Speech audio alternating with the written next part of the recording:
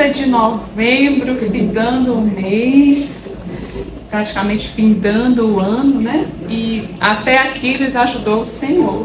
Amém. Por isso estamos alegres e agradecidos a Ele, né? E a direção do Senhor para hoje está aqui no seguinte endereço, para nossa reflexão inicial, né? No livro de Samuel. Então, 1 Samuel, capítulo 25. 1 Samuel, capítulo 25. Hoje eu quero conversar com vocês sobre uma das áreas que nós, como um todo, precisamos amadurecer. E esse amadurecimento nada tem a ver com idade. É um amadurecimento espiritual que gera algumas mudanças. Quando nós amadurecemos espiritualmente, surgem algumas mudanças em nossas vidas. E uma dessas mudanças, elas refletem de maneira muito clara na forma como nós falamos, na forma como nós nos comunicamos. E a forma como nós falamos, ela reflete de maneira muito clara em como nós somos interpretadas. Porque, às vezes, as pessoas elas têm uma intenção no coração. Elas falam algo com uma intenção, mas a forma como elas transmitem essa fala acaba tendo um sentido diferente. Então, nós precisamos aprender a falar com o outro, de modo a não sermos mal interpretadas, a não sermos prejulgadas. Sabe, às vezes a gente chega assim, conversando com alguém no trabalho ou em casa e fala assim: fulano de tal é uma pessoa tão bacana e tal. Aí a pessoa para assim e diz assim: fulano de tal é bacana? Não, eu não acho bacana não. Mas por quê? Porque tal dia assim eu fui perguntar tal coisa para essa pessoa e ela me respondeu de uma forma tão ríspida, tão grossa. Então, essa pessoa para mim não é isso que você está falando. O que acontece conosco, né, no geral? A gente não consegue entender que as pessoas, elas não estão bem o tempo todo. A gente não consegue entender que as pessoas, elas também têm problemas, assim como nós temos. Então, às vezes, uma pessoa responde de uma maneira um pouquinho mais agressiva, responde sem pensar, porque está vindo de um ambiente complicado, de um ambiente pesado, está enfrentando um problema enorme dentro de casa, na família, na escola, e aí encontra com o outro não sabe o que aquela pessoa está vivendo, e aí essa pessoa responde de uma maneira ríspida, de uma maneira agressiva, e ela vai ser então mal interpretada, porque o outro, ele não quer saber o que eu estou vivendo, ele não quer saber isso. Ele quer saber que naquele momento eu fui agressiva, eu fui ríspida, eu fui grossa com ele. Ele não procura se colocar no meu lugar, no lugar do outro, para se perguntar: será que está acontecendo alguma coisa com aquela pessoa a ponto dela me tratar assim? Então, nós somos aquilo até que nós falamos. Porque a forma como nós falamos vai gerar um perfil para aquele ouvinte, para quem está nos ouvindo. E aqui eu quero compartilhar com vocês que o Senhor me direcionou para hoje. Está no livro de 1 Samuel, a história de um homem. E havia um homem em Maom que tinha as suas possessões no Carmelo. Aí diz assim, continuando: e era este homem muito poderoso, ele era um homem muito rico. E tinha 3.000 ovelhas e 1.000 cabras, e estava tosqueando suas ovelhas no Carmelo. E era o nome deste homem Nabal.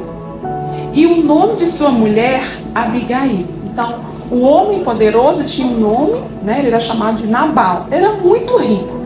E ele estava tosqueando as suas ovelhas. E ele era casado, ele tinha uma mulher chamada Abigail. E essa mulher, ela era de bom entendimento. Ela era uma mulher sábia. Era uma mulher sábia, de bom entendimento. E formosa. Então pensa, a mulher, além de ser sábia, ela era bonita. Casada com este homem rico. E era da casa de Caleb, a descendência, a raiz dele, né, de Nabal. E ouviu Davi, à época, ele ainda não era rei, ele só era um grande guerreiro. E ouviu Davi no deserto que Nabal tosqueava suas ovelhas. E enviou Davi 10 homens, e disse aos jovens: subi ao Carmelo, e indo a Nabal, perguntai-lhe em meu nome como está. Davi teve a seguinte ideia, ele sabendo que Nabal estava tosqueando as suas ovelhas lá no deserto, e que ele estava preparando um grande banquete. Como Davi e o seu exército estavam com fome, quando você lê o restante da história, você vai perceber isso. Eles estavam com fome, não tinham o que comer, não tinham o que beber, então Davi lembrou, olha, Nabal é um homem muito rico, está preparando um banquete, já está há dias nesse banquete, então vão lá até Nabal, se apresentem a ele em meu nome e peçam para ele então mandar alimentos para mim e para o nosso exército, porque Davi, em momentos passados, já tinha protegido os pastores dos rebanhos de Nabal. Davi já tinha cuidado daquele rebanho e nada tinha atingido aqueles empregados, aquele patrimônio, aquela fazenda daquele homem. Então Davi já tinha sido muito útil na vida daquele homem. Ele lembrou, poxa, eu fui tão legal, eu ajudei aquele homem, a fazenda dele, então ele certamente deve ter um apreço por mim. Então vai lá e peça para ele. E assim os servos de Davi foram até Nabal. E chegando diante de Nabal, disseram, olha, nós estamos vindo aqui em nome de Davi, e ele está pedindo, está te saudando, e ele está pedindo para você então mandar para ele alimento para prover a necessidade dele e do pequeno exército que estava ali. E aí, qual foi a postura de Nabal? Olha o que Nabal disse. E Nabal respondeu aos criados de Davi e disse, quem é Davi? E quem é o filho de Jessé? Muitos servos há hoje, e cada um foge ao seu senhor. Tomaria eu, pois, o meu pão e a minha água e a carne das minhas reses, que degolei para os meus tosqueadores, e o daria a homens que eu não sei nem de onde vem? Nabal conhecia Davi. Davi ainda não era rei, mas Davi já tinha matado Golias. Não tinha ninguém naquela terra que não conhecesse Davi. Então, aquela postura de Nabal diante dos servos foi desdenhando, foi com um sarcasmo, sabe? Davi, eu vou dar para Davi o meu gado, vou dar para Davi alimento. Quem é esse Davi? Para mim ele não importa. Isso porque ele era um homem duro, ele era um homem grosso, ele era um homem que não sabia falar, que não tinha sabedoria ao falar. E aí esses moços de Davi recebem aquele não e voltam até Davi para dar a resposta de Nabal. Davi, ele era um homem sanguinário. A Bíblia fala que quando ele entrava nas aldeias, ele matava homens, mulheres, animais, crianças, ele acabava com tudo. Então, Nabal, ele não só errou na forma como falar, como ele não teve sabedoria para identificar com quem ele estava falando. Você imagina, você vai chegar para um homem que é sanguinário, que tem sangue no olho, e vai dizer, olha, eu não vou fazer o que você quer. Eu não te conheço. Gente, quem gosta de um negócio desse? Falta o quê? Faltou sabedoria ao falar, ao identificar quem era aquela pessoa, como ele deveria se portar, porque a gente precisa saber como falar, precisa saber identificar com quem nós estamos falando, porque a depender da pessoa, não é que o seu tratamento vai ser menor, vai ser inferior, mas você vai entender que precisa, para algumas pessoas, ter um formalismo até maior. Por exemplo, se eu vou falar com o presidente aqui do Brasil, eu posso concordar ou não concordar com a gestão dele, mas ele é a maior autoridade política do país. Existe uma autoridade sobre a vida dele. Ele é a autoridade constituída por Deus, inclusive. Eu concordando ou não com a gestão dele, eu concordando ou não com a gestão do prefeito da cidade, ele é uma autoridade constituída por Deus. Diante dele eu vou ter que respeitar e tratá-lo como autoridade.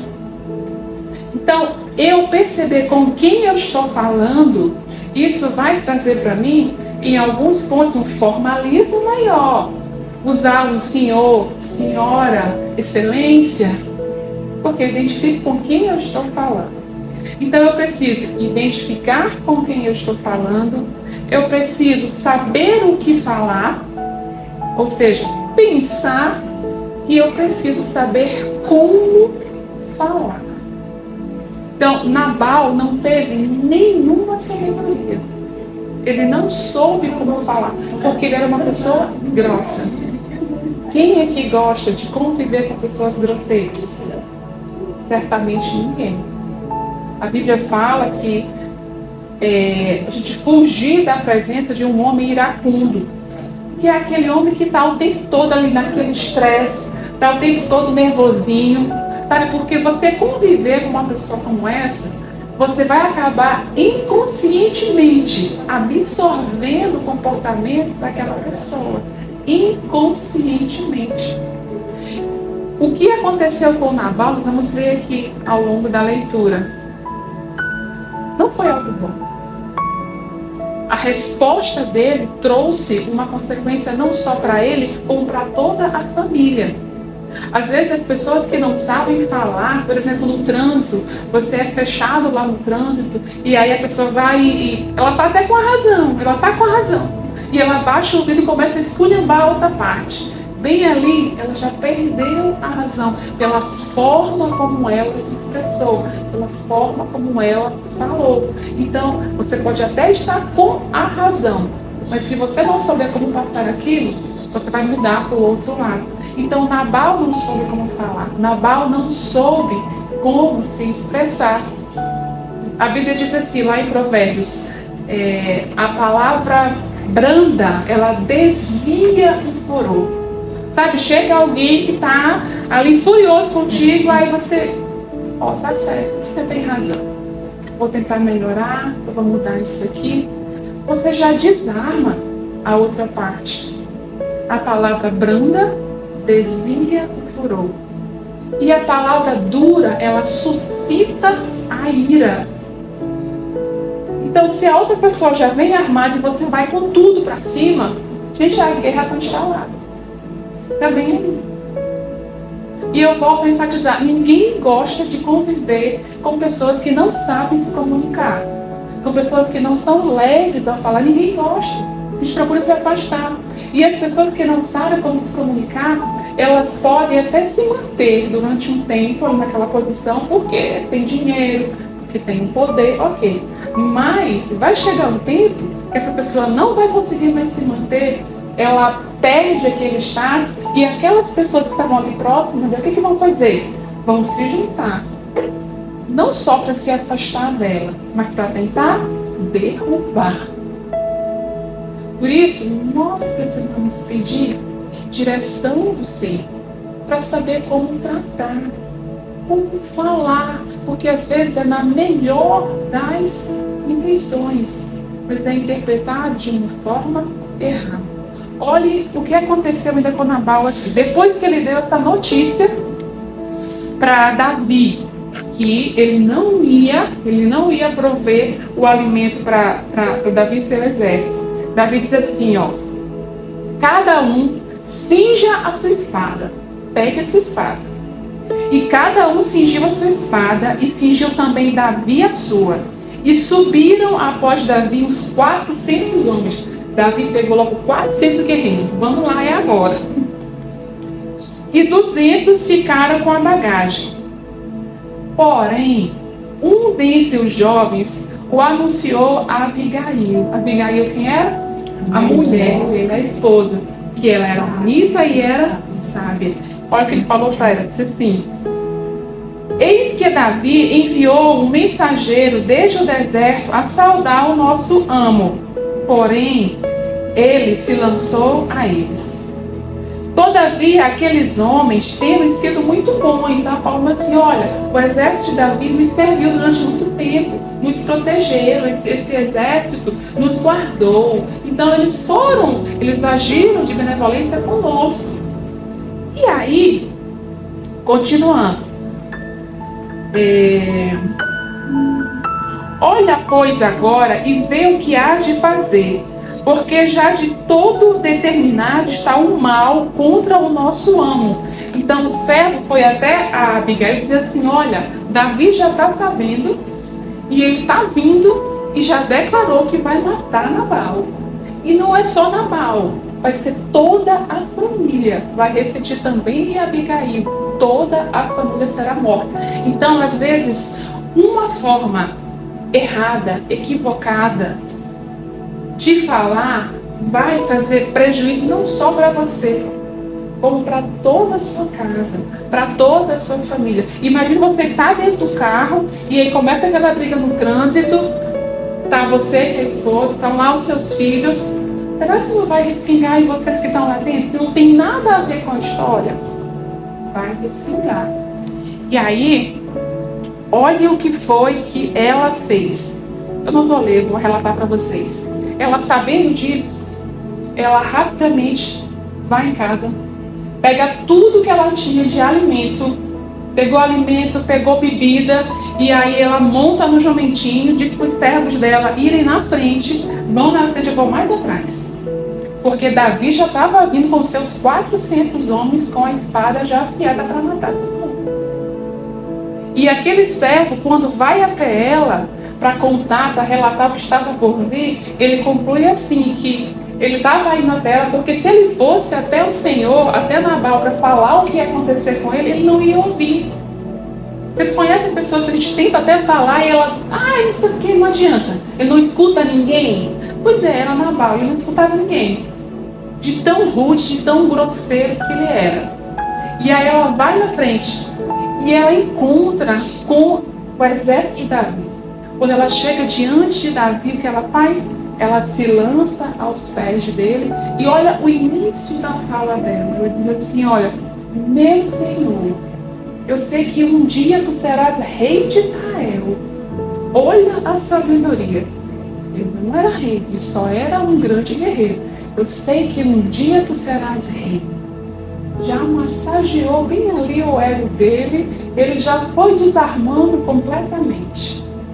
E ela continua entregando para ele tudo que ela estava levando, pedindo para ele perdoar o marido dela, dizendo: olha, ele é rude, ele é difícil de lidar, mas perdoa o teu servo. E Davi fica ali comovido, ele é tocado pelo comportamento sábio daquela mulher.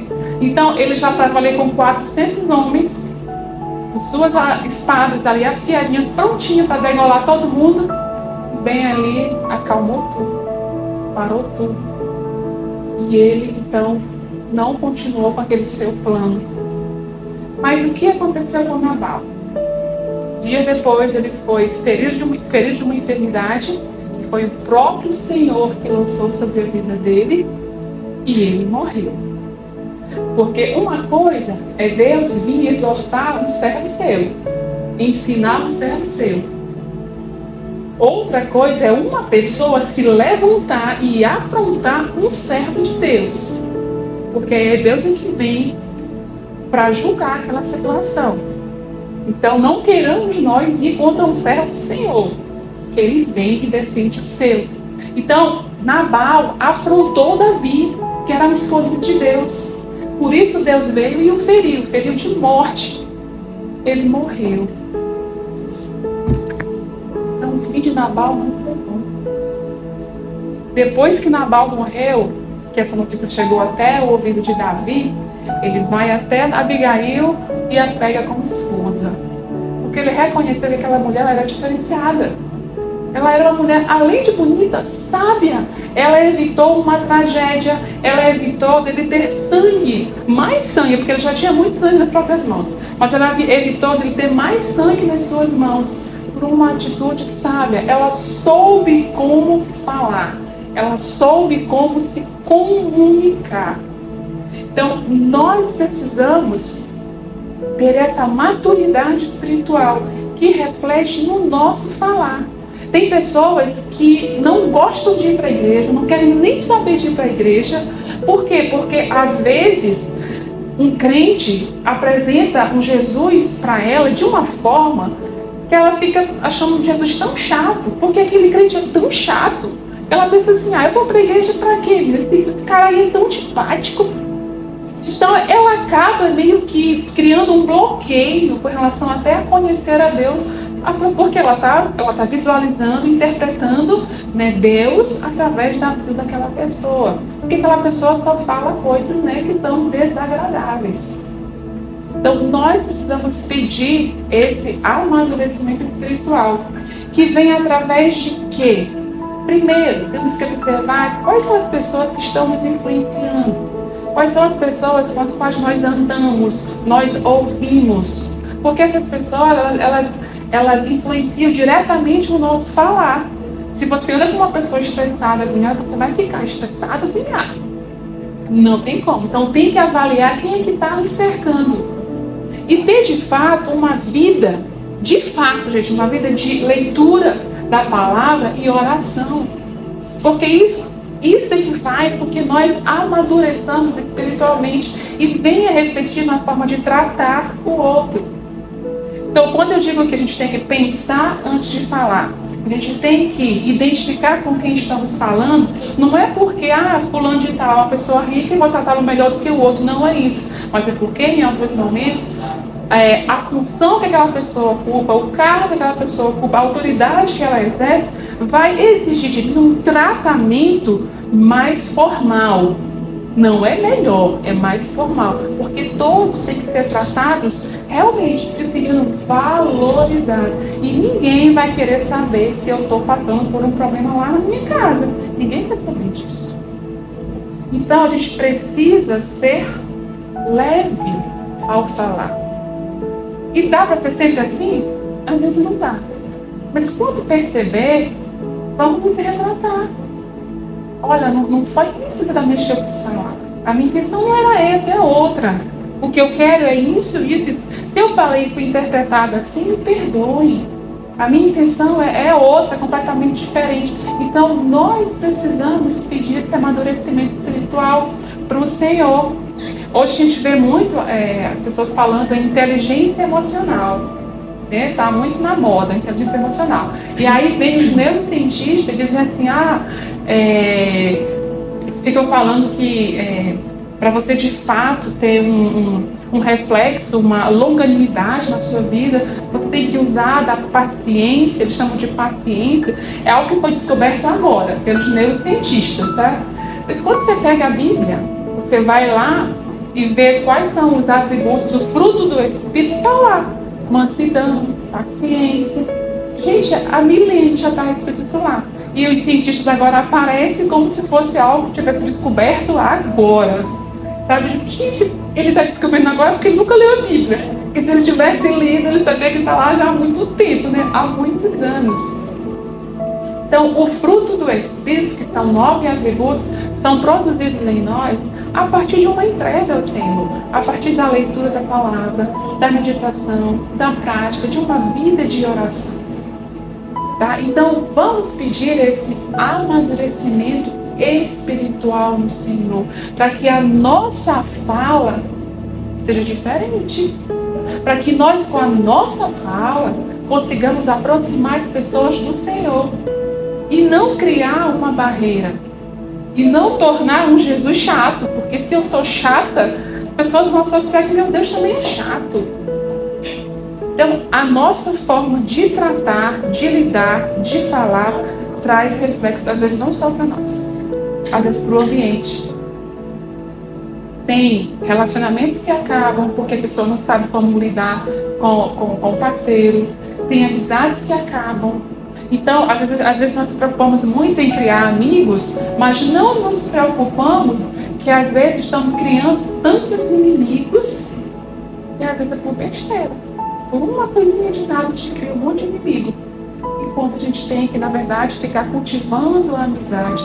Tem pessoas que não casam. Eles ficam clamando, eu quero casar, eu quero ter um marido, eu quero ter uma esposa. Mas, gente, às vezes o não casar daquela pessoa é um livramento de Deus, sabia? Por quê? Porque Deus conhece aquela pessoa. Conhece. E sabe que ela não está tratada. E sabe que ela não sabe falar. Ela não sabe lidar com o outro.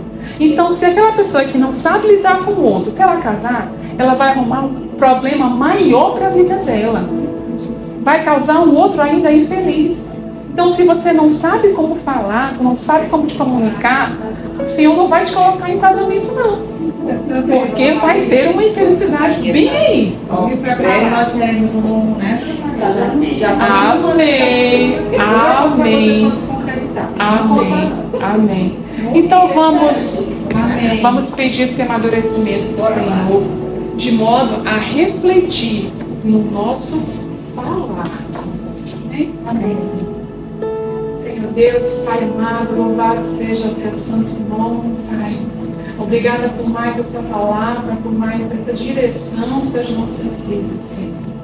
Nós nos colocamos em tua presença, Senhor, para que o Senhor venha nos moldar segundo a tua vontade, segundo o teu querer, de modo que os nossos pensamentos reflitam os teus pensamentos, que o nosso falar, que o nosso proceder reflita por mulheres que foram e são tratadas pelo Senhor. Mulheres que são diferentes, mulheres que são leves, mulheres que são doces, mulheres que têm sabedoria, porque foi assim que o Senhor nos fez, com esse propósito. Que não sejamos mulheres duras, mulheres grossas, mulheres que não espalham o teu amor, Pai. Nos dê essa sabedoria para saber como lidar com as pessoas que convivem conosco, Senhor, ao nosso redor, Pai. Seja no ambiente de trabalho, seja dentro das nossas casas, junto àquelas pessoas que exercem algum tipo de autoridade sobre as nossas vidas, Senhor. Para que tenhamos relacionamentos saudáveis, para que a nossa cadeia de amizade venha se alargar cada vez mais e que nós possamos ter acesso, Senhor, a essas pessoas, propagando o teu reino, expandindo o teu reino, para que possamos ainda sermos usadas por ti, Senhor, para glorificar, para exaltar o teu santo nome. Nos ajude, Deus, porque sem ti nós nada conseguimos fazer. Trata o nosso profundo, Senhor. Trata o nosso interior, Pai. Trata a nossa mente. Sem ti nós não conseguimos, mas com a tua presença nós tudo podemos. Guarda, Senhor, em especial a nossa mente, o nosso coração. Guarda os nossos maridos, guarda os nossos filhos, guarda a nossa casa, as nossas finanças, Senhor. E que essa palavra, Senhor, venha gerar frutos em nossas vidas. Não é para a glória de homens, mas é para a tua glória, Senhor. Em nome de Jesus. Amém. Amém. Em especial, ainda, ó Deus, na tua presença, nós rogamos e apresentamos a ti a vida da irmã Wanda, Senhor. Pai amado, libere bênçãos sem medida sobre a vida dela. Que ela venha desfrutar, ó Pai, do teu cuidado, do teu amor, que o Senhor derrame sobre a vida dela ainda saúde, ó Pai, que o Senhor possa visitar todos os órgãos dela, todos os membros, os tendões, os músculos, Senhor, os ossos, e o Senhor possa estar levando para si, Senhor, todo tipo de enfermidade, ó Pai, que ela possa desfrutar, ó Deus, do melhor que o Senhor tem preparado para ela, Senhor, em nome de Jesus. Amém. Amém.